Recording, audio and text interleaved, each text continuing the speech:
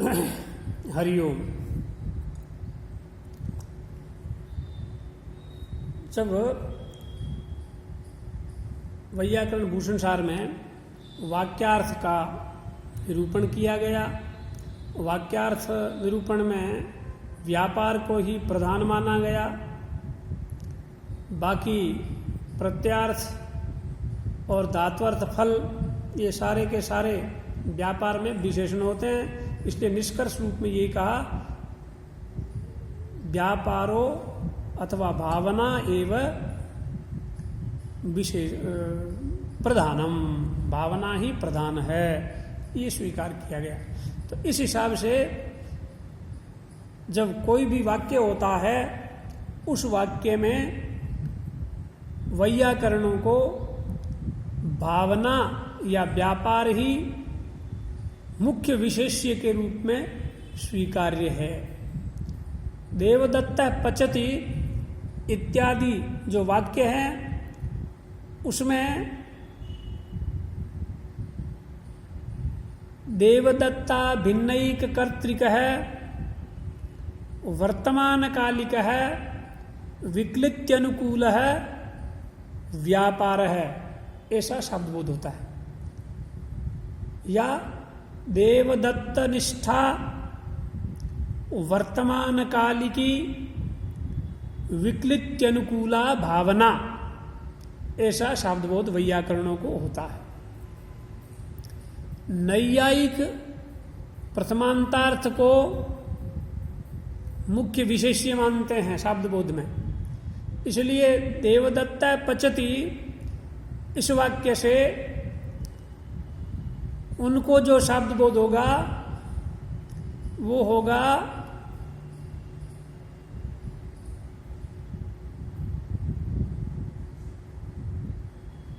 देवदत्त पचति। ये जो वाक्य है इससे नैयायिकों को जो शब्दबोध होगा वो विक्लित्यनुकूल व्यापार जनक कृतिमान देवदत्त है। विक्लित्यनुकूल व्यापार जनक कृतिमान देवदत्त है। इस प्रकार से प्रथमांतार्थ या प्रथमांत पद मुख्य विशेषक शब्दबोध होता है। वैयाकरण व्यापार मुख्य विशेषक शब्दबोध को स्वीकार करते हैं। सामान्य नियमानुसार प्रकृति और प्रत्यय में से प्रत्यार्थ की प्रधानता होती है, लेकिन तिङन्त के विषय में भाव प्रधानमाख्यातम सत्व प्रधानानि नामानि इस यास्क वचनानुसार और भूआदयो धातव है, इस सूत्र के महाभाष्य के अनुसार उस महाभाष्य में ये प्रतिपादित किया गया या उस महाभाष्य में ये सिद्ध किया गया कि तिङन्त स्थल में धात्वर्थ भावना या धात्वर्थ व्यापार ही प्रधान होता है। उस सूत्र के भाष्यानुरोध से तथा भाव प्रधानमाख्यातम सत्व प्रधानानि नामानि इस यास्क वचन के अनुरोध से आख्यातार्थ की प्रधानता न स्वीकार करके धात्वर्थ व्यापार की प्रधानता स्वीकार की जाती है। यदि आख्यातार्थ की प्रधानता स्वीकार की जाए तो क्या दिक्कत है? आख्यातार्थ है कर्ता और कर्म। यदि कर्ता और कर्म की प्रधानता स्वीकार की जाए तो उस आख्यातार्थ कर्ता या कर्म का प्रथमांत पद के साथ में अभेदान्वय होता है, ये जानते हैं। देवदत्त पचति इस वाक्य में ती का जो अर्थ करता है कर्तृसामान्य, उस ती का अर्थ कर्ता का प्रथमांत देवदत्त पद के साथ में अभेदान्वय होता है। अर्थात देवदत्त विशेष नाम दे दिया और ती का अर्थ भी करता है, वो सामान्य रूप से किसी का नाम ज्ञात नहीं हो रहा है, तो ती का अर्थ हो गया कर्तृसामान्य और देवदत्त हो गया कर्तृविशेष, और सामान्य और विशेष का अभेदान्वय होता है। और अभेदान्वय होता है तो प्रत्यर्थ की प्रधानता मानने का मतलब जिसके साथ में उसका अभेदान्वय है वो प्रधान हो गया, तो वो प्रथमांतार्थ प्रधान हो गया, प्रथमांत पद का अर्थ प्रधान हो गया, उसकी प्रधानता की आपत्ति आ जाएगी। तो कहा उसकी प्रथमांतार्थ की प्रधानता की आपत्ति आ जाएगी, ऐसा आप कह रहे हैं, तो उससे समस्या क्या है, क्या दिक्कत है? तब उसके लिए कह रहे हैं यदि नैयायिकों को यहां मत रखिए एक बार के लिए, आप आख्यातार्थ की प्रधानता की बात करें तो आख्यातार्थ कर्ता की यदि प्रधानता स्वीकार कर ली जाए, अर्थात प्रत्यार्थ तिंगर्थ जो कर्ता उसकी प्रधानता स्वीकार की जाए, तो उसका आख्यातार्थ कर्ता का देवदत्त आदि सब पदों के साथ में अभेदान्वय होने के कारण से प्रथमांतार्थ की प्रधानता हो जाएगी। और यदि प्रथमांतार्थ की प्रधानता हो जाएगी तो कौंड भट्ट भूषण सार में ये मूल पंक्ति लिखते हैं, अपिच आख्यातार्थ प्राधान्ये तस्य देवदत्तादिभिः समम अभेदान्वयात् प्रथमांतार्थस्य प्राधान्यापत्ति ही, प्रधानता की आपत्ति आ जाएगी। तो कहा उसकी प्रधानता की आपत्ति आ जाएगी, उसको प्रधान हो जाएगा, तो कौन सा पहाड़ टूट जाएगा, कौन सा आकाश गिर जाएगा, क्या प्रॉब्लम है? तब कहा यदि प्रथमांतार्थ की प्रधानता हो जाएगी तो पश्य मृगो धावती, ये एक वाक्य है जिसको महाभाष्यकार ने एक वाक्य माना है, और वो एक वाक्यता उसकी उच्छिन्न हो जाएगी। अर्थात यदि प्रथमांतर आख्यातार्थ को प्रधान मान करके, आख्यातार्थ की प्रधानता स्वीकार करके प्रथमांतार्थ को यदि हम प्रधान मान लेंगे तो पश्य मृगो धावती, ये वाक्य जो है जिसको महाभाष्यकार ने एक वाक्य माना है, उसकी एक वाक्यता उच्छिन्न हो जाएगी, खंडित हो जाएगी, वो एक वाक्य नहीं रह पाएगा। एक वाक्य की परिभाषा क्या है? सामान्य रूप से ये देखिए, एक तिंग वाक्यम, वाक्य की परिभाषा है जिसमें कम से कम एक तिंग रहे। एक तिंग का मतलब तिंगंत, एक तिंगंत क्रियापद रहे। यहां तिंगंत का मतलब केवल तिंगंत ही नहीं है, ये उपलक्षण है, कोई क्रिया। तिंगंत का मतलब यहाँ क्रिया से है, नहीं तो फिर कृदंत पद जहां पर होंगे तिंगंत होगा ही नहीं, जहां उसको वाक्य नहीं कह पाओगे। जैसे मया हसितव्यम, फिर ये वाक्य नहीं है, लेकिन ये भी वाक्य है। तो यहाँ तिंग का मतलब, यहाँ तिंगंत का मतलब, तिंग का मतलब तिंगंत, और तिंगंत का मतलब यहाँ क्रिया का उपलक्षण है, अर्थात कोई एक क्रिया प्रधान रहनी चाहिए। यदि दो क्रिया हो या दो से ज्यादा क्रिया हो तो वहां एक मुख्य रहेगी और बाकी क्रियाएं उसमें विशेषण बन करके रहती है, ये बात ध्यान में रखने की है। तो पश्चिम मृगो दावती, इसमें दो क्रियापद हैं, और इस दो क्रियापद होते हुए भी महाभाष्यकार ने इसको एक वाक्य माना है। इसका मतलब यहाँ ये हुआ कि एक क्रिया यहाँ प्रधान है, विशेष्य है, और दूसरी क्रिया वहां पर विशेषण बन करके रहती है। तो एक क्रिया को विशेष्य मानना पड़ेगा। यदि आख्यातार्थ को प्रधान मान लोगे, आख्यातार्थ की प्रधानता स्वीकार करोगे, तो इस वाक्य में प्रधान हो जाएगा मृग, और वो मृग दर्शन क्रिया का बोधक जो पश्य ये पद है, दर्शन क्रिया का बोधक जो पद है दृश्य पश्य, इस पश्य क्रिया का या दर्शन क्रिया का कर्म बन जाएगा, और कर्म बन जाएगा तो उसमें द्वितीया की आपत्ति आएगी। इसी बात को कहते हैं कि तथा सती पश्य मृगो दावती इत्यत्र भाष्य सिद्ध एक वाक्यता न स्यात्। तो कहा क्यों नहीं, क्या दिक्कत है इसमें? दिक्कत क्या है? पश्य मृगो दावती में नैयायिक कहता है कि ऐसा शब्द बोध कर लेंगे, धावनानुकूल कृतिमन मृग कर्मक दर्शनानुकूल व्यापारवांस्तम इति बोधे नोक्त दोष इति वाच्यम। अर्थात धावन के अनुकूल कृति वाला जो मृग, वो मृग है कर्म जिसका ऐसा दर्शन के अनुकूल प्रेरणा विषयीभूत व्यापारवान तू, ऐसा शब्द बोध हो जाएगा तो कोई दोष नहीं है। तो कहा यही तो प्रॉब्लम है।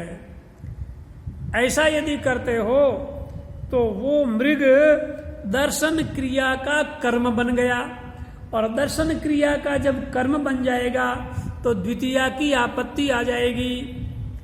तो द्वितीया की आपत्ति आ जाएगी तो मृग ऐसा नहीं रहेगा, पश्य मृगम दावती ये बनने लगेगा।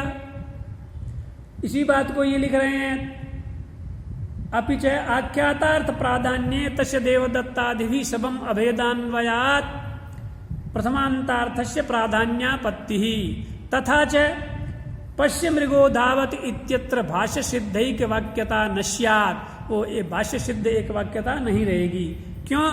का प्रथमांत मृगस्य धावन क्रिया विशेष्य, वो धावन क्रिया का विशेष्य बनने लगेगा प्रथमांतार्थ को प्रधान मानोगे तो ऐसा ये मृग जो है वो दृश्य क्रियायाम कर्मत्वापत्तौ, दर्शन क्रिया के प्रति वो कर्म बनने लगेगा, और कर्म बनने लगेगा तो द्वितीया की आपत्ति होगी, तो द्वितीया होने लगेगी। द्वितीया होने लगेगी तो आपके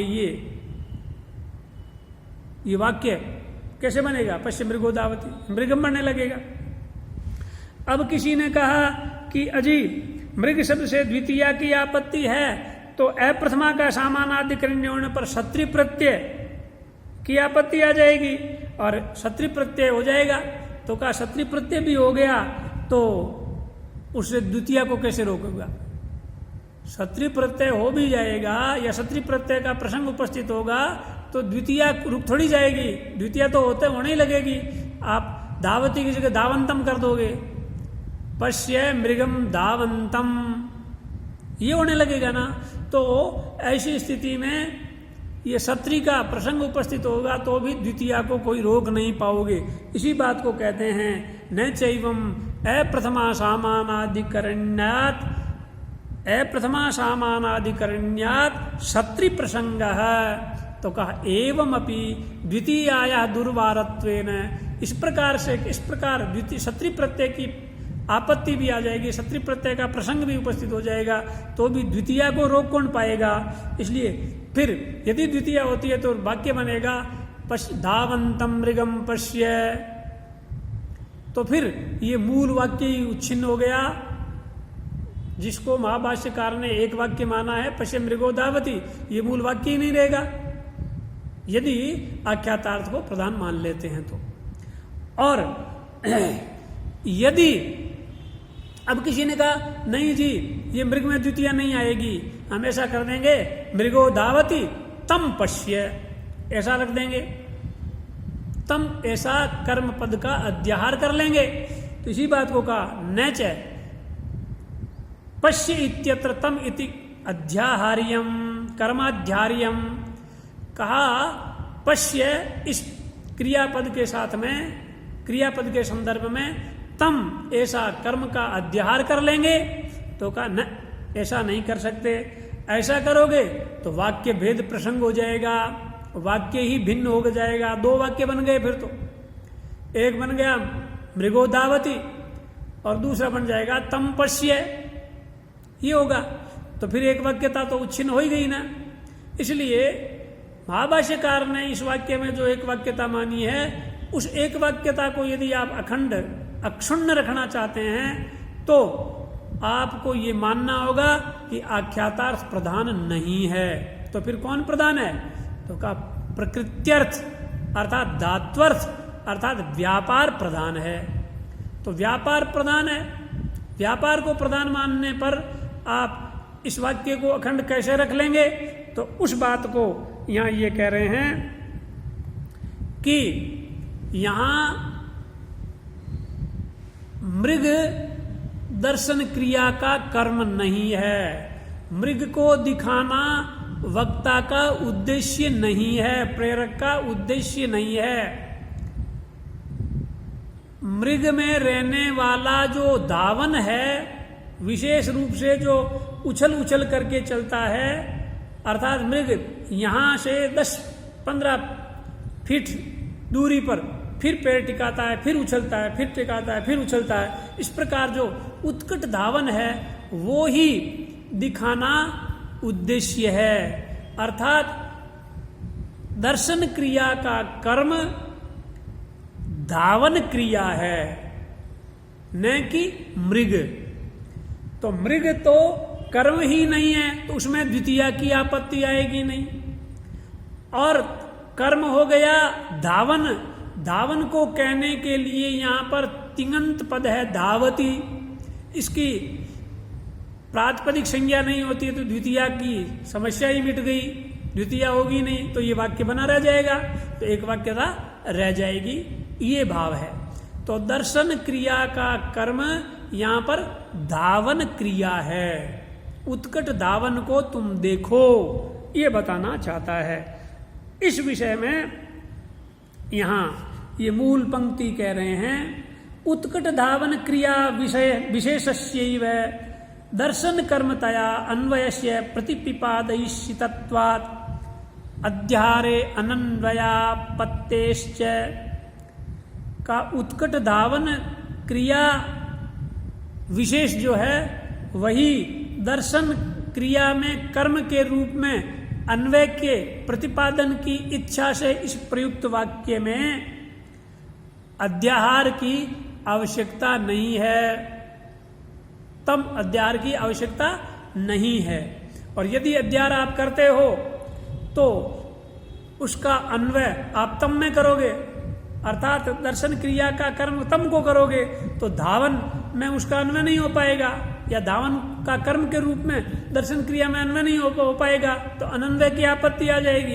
इसलिए आपका ये मत कि आख्यातार्थ प्रधान होता है, प्रत्यार्थ प्रधान होता है, ये बात स्वीकार्य नहीं है। बल्कि तिङंत के विषय में, आख्यात के विषय में भाव प्रधान आख्यातम सत्व प्रधानानि नामानि इस यास्क वचनानुरोध से और भुआदयो दातवै इस भाष्यानुरोध से धात्वर्थ व्यापार ही, धात्वर्थ भावना ही मुख्य विशेष्य होती है, ऐसा स्वीकार करना चाहिए। इसलिए यहां इसकी टीका में ये लिखते हैं, अस्माकं तु वैयाकरणानाम अस्माकं तु मते उत्कट धावनस्य दृश्यक्रियायां कर्मत्व प्रतिपिपादयिषया प्रयुक्तेस्मिन् वाक्ये उत्कट धावन ही दर्शन क्रिया में कर्मत्व के रूप में कर्मतया प्रतिपादन की इच्छा से प्रयुक्त इस वाक्य में मृग कर्तृक धावन कर्मकम, मृग है कर्ता जिसका ऐसी धावन क्रिया, और वो धावन क्रिया है कर्म जिसका ऐसी धावन है कर्म जिसका, और तू है कर्ता जिसका तत्कर्तृकम दर्शनम, अर्थात मृग कर्तृक धावन कर्मकम तत्कर्तृकम दर्शनम, ऐसा बोध होता है। तो यहां मृगादि पद से द्वितीया की आपत्ति नहीं है, क्योंकि मृग यहां कर्म बना ही नहीं, यहां कर्म बना है धावन व्यापार, और धावन व्यापारस्य तस्य वाचकस्तु धावन क्रियावाचकस्य धातुत्वात् ततोपि द्वितीया असंभवैव, उसे द्वितीया असंभव हो जाएगी। इस प्रकार भावना ही मुख्य विशेष्य हुआ। तो भावना मुख्य विशेष्यक शाब्द बोध के प्रति प्रथमांत पदजन्योपस्थिति कारणमिति नैयायिकोक्तम नैव स्वीकार्यम। नैयायिक ये मानते हैं कि प्रथमांत मुख्य विशेष्य होता है, तो भावना उसमें विशेषण बन जाती है, भावना विशेषण बन जाती है, मतलब प्रकार बन जाती है। तो उनके यहाँ भावना प्रकारक बोध होता है, और भावना प्रकारक बोध के प्रति प्रथमांत पदजन्य उपस्थिति कारण या हेतु रहता है। एवंच भावना प्रकारक बोधे प्रथमांत पदजन्य उपस्थिति कारणम इति नैयायिकानाम यन्मतमस्ति तत्मतम नैव उचितम, वो मत उचित नहीं है, नैव आदरणीयम, वो आदरणीय नहीं है, ऐसा कहा, ऐसा स्वीकार्य नहीं है नैयायिकों वाला मत। तो फिर क्या, तो कहा आख्यातार्थ कर्तृ प्रकारक बोधे धातुजन्य भावनोपस्थिति कारणम इति कार्य कारण भाव वाच्य है। अर्थात वैयाकरण बताता है आख्यातार्थ कर्तृ प्रकारक बोधे धातुजन्योपस्थिति भावनात्वावच्छिन्न विषयतया कारणम इति कार्य कारण भावो द्रष्टव्य है। अर्थात ये बात बताना चाहता है आख्यातार्थ है प्रकार मन विशेषण, आख्यातार्थ करता है कर्म, तो आख्यातार्थ कर्तृ प्रकार, आख्यातार्थ करता है प्रकार मन विशेषण, जिसमें ऐसे बोध के प्रति धातुजन्य जो भावना, भावनात्वावच्छिन्न भावना, भावनात्व के रूप में जिसका अवच्छेदक रहता है, ऐसी भावना, तो भावनात्वावच्छिन्न भावना उपस्थिति, भावना की उपस्थिति जहां पर रहे, अर्थात आख्यातार्थ करता है प्रकारक मन विशेषण, जिसमें ऐसे बोध के प्रति धातुजन्य भावना की उपस्थिति कारण है, ऐसा कार्य कारण भाव मानना चाहिए। तो कहा अच्छा जी यहां तो आख्यातार्थ कर्ता प्रकारक हुआ ही नहीं, यहां पश्चिम मृगो दावती में तो आख्यातार्थ भावना ही प्रकारक भी बन रही है। तब कहा पश्चिम मृगो दावती पचति भवति इत्यादि अनुरोधात, इत्यादि दो तिङंत पदों वाले जो वाक्य हैं, ऐसे वाक्यों के अनुरोध से भावना प्रकारक बोध के प्रति, अर्थात भावना खुद जहां पर प्रकार बन रही है, ऐसे भावना प्रकारक बोध के प्रति कृतजन्य उपस्थिति की तरह है। जैसे कृतजन्य उपस्थिति, जैसे पाचक आदि में कृत प्रत्यजन्य उपस्थिति, कर्ता की उपस्थिति जरूरी होती है जब वहां पर भावना प्रकारक रहती है, अर्थात भावना व्यापार प्रकारक रहता है, विशेषण बनता है। तो जैसे कृदंत में भावना प्रकारक बोध के प्रति कृतजन्य उपस्थिति कारण होती है, वैसे ही धात्वर्थ भावना की उपस्थिति भी कारण मानी जाएगी। अर्थात पचति भवति या पश्चिम मृगो धावति इत्यादि में भावना प्रकारक बोध के प्रति भावना, धात्वर्थ भावना की उपस्थिति भी कारण है। जैसे देखिए पाचक है, यहां पर पच धातु का अर्थ जो व्यापार, वो व्यापार या भावना प्रकार बन गई, अर्थात विशेषण बन गई, और धात्वर्थ ये कृदंत प्रत्यार्थ प्रधान हो गया। तो वहां धात्वर्थ भावना प्रकार के बोध के प्रति कृतजन्य उपस्थिति कारण होती है। वैसे ही इन वाक्यों को देखते हुए, अर्थात पश्चिम मृगो धावति और पचति भवति, इन दो क्रियापदों वाले वाक्यों को देखते हुए ये कार्य कारण भाव भी हम मानते हैं कि भावना प्रकार बोध के प्रति धात्वर्थ भावना की उपस्थिति भी कारण होती है। अर्थात धात्वर्थ भावना विशेषण भी बन जाती है, यदि तब बनेगी वो धात्वर्थ भावना विशेषण जब वहां पर धात्वर्थ भावना ही विशेष्य रहे। जैसे पाचक आदि में कृतजन्य उपस्थिति रहती है, वैसे ही धात्वर्थ भावना की उपस्थिति भी वहां कारण होती है, ऐसा स्वीकार करना चाहिए। हरिओम।